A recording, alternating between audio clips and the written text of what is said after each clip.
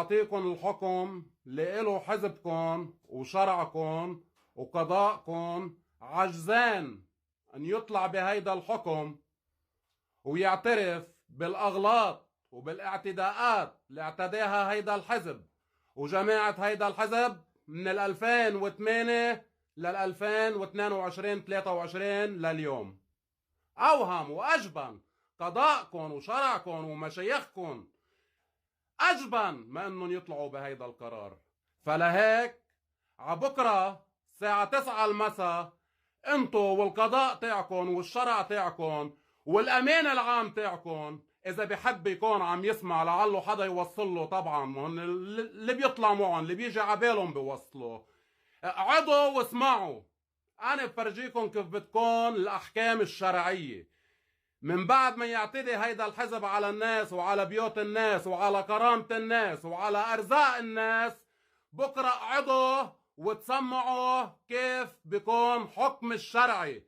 خلي القضاء تاع هيدا الحزب ومشايخ تاع هيدا الحزب يتعلموا الشرع ويتعلموا الدين.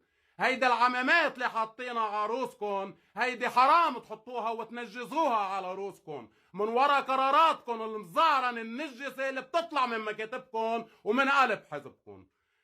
لهيك انا حكيت ونشرت 40 مقطع 60 مقطع وهيهم موجودين على الصفحة، وإلي سنة بنشر وإلي سنة بنزل مقاطع وإلي سنة بطلع وبفضح بهيدا الحزب بنقاطه بمعالمه السياحية بالأقليم بجنوب بقلب ضيعتي كراجاتكم شبابكم الزعران ما خليت عليكم سطر مغطى.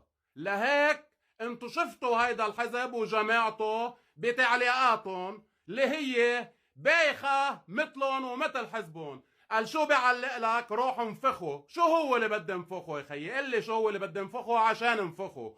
هيداك التاني بيقول لك انت خاين عامل. خيي صرنا بنسمعها 12 13 سنة. انتو وحزبكم انتو الخونة وانتو العملاء. انطرونا عبكرة الساعة 9 عشية من بعد اذن المشاهدين والمتابعين.